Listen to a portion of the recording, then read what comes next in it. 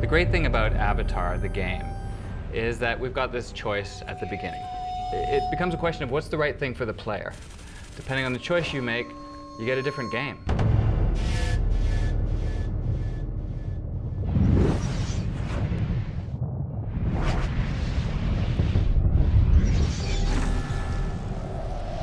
The choices you have to make are often challenging.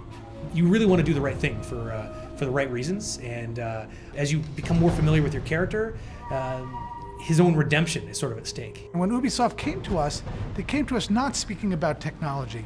They came to us about a game that was about the choices you make.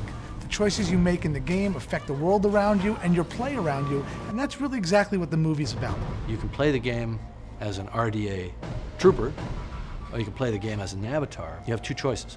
So there are no good guys and bad guys. And it's a question of, what's the right thing to do?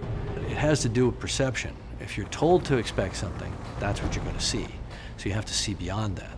So one of the themes of the film is this idea of changing perception, changing the way you view other people, other cultures, and this environment. So, Pandora is kind of a metaphor for that. The players are presented with the same overall dilemma that the main characters in the movie are presented with. On one side, you have the technology, the RDA that came to Pandora to harvest. From an RDA perspective, they're just trying to do a job to get stuff back to Earth. Fighting for the RDA is what every gamer is expecting. Big weapons, a lot of explosions, big vehicles. It's all about your technology.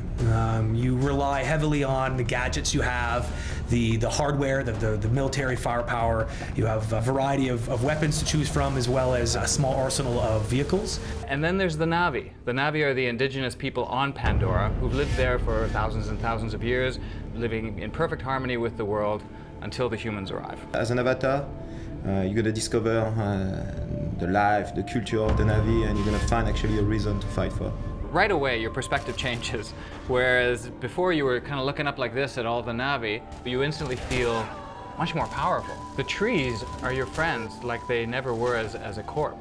Fighting in your avatar body will have a completely different pace. It'll be more around melee combat. It'll be more about evaluating the situation and being a little bit more strategic about going in. It's an entirely different set of missions. It fits in with the overall story arc, but it's a very different perspective. You're a 10-foot tall soldier. Avatar the game is basically the story of two worlds in conflict. And it becomes a question of what is the right thing for you to do, and you go down two different paths. When you do that, you effectively get two games in one. You've got great kick-butt military hardware. This is good old-fashioned chemical-powered projectile weapons that throw a lot of brass and make a lot of noise and have a lot of recoil.